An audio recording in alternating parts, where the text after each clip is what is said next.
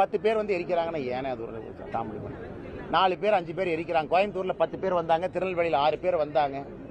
அந்த உருவபொம்மையை தூக்குறதுக்கு 4 ஆளுங்க வந்திருக்கிறாங்க, வந்து உருவபொம்மையை எரிச்சிட்டு இருக்கிறாங்க. அண்ணா, நான் செல்வ பெருந்தகை அவர்களே முன்னாள் ரவுடி என்று சொன்னது பொய்யா? இல்லை, அதற்கான தரவுகளை வெளியிட்டிருக்கேன். அவர் குண்டா சட்டத்தில் கைது செய்யவில்லை, கைது செய்யப்படவில்லைன்னு அவர் சொல்றாரு, அதுவும் பொய். அவருக்கும் தமிழகத்தினுடைய முக்கியமான குற்றம் எதுக்கும் சம்பந்தம் இல்லைன்னு சொல்றாங்கன்னா அதுவும் பொய். தமிழகத்தினுடைய காங்கிரசினுடைய வரலாறு இவ்வளவுதான்.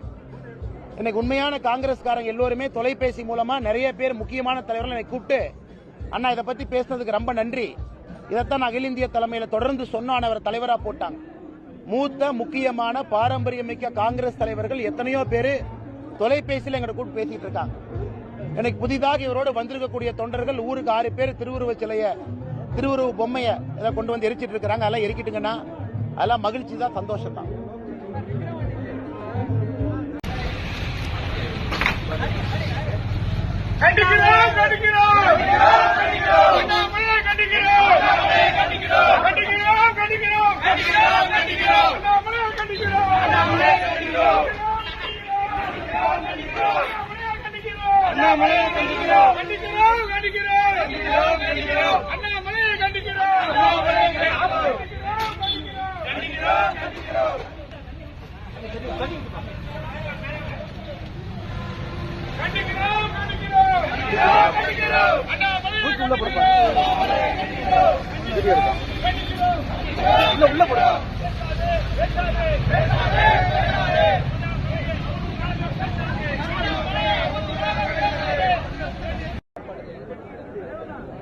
பத்து பேர் வந்து எரிக்கிறாங்கன்னா ஏனே அது ஒரு காமெடி பண்ணி 4 பேர் 5 பேர் எரிக்கிறாங்க. கோயம்புத்தூர்ல 10 பேர் வந்தாங்க, திருநெல்வேலியில் 6 பேர் வந்தாங்க.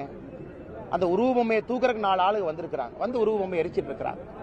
அண்ணா, நான் செல்வ பெருந்தகை அவர்களே முன்னாள் ரவுடி என்று சொன்னது பொய்யா? இல்லை, அதற்கான தரவுகளை வெளியிட்டிருக்கேன். அவர் குண்டா சட்டத்தில் கைது செய்யவில்லை, கைது செய்யப்படவில்லைன்னு அவர் சொல்றாரு, அதுவும் பொய்.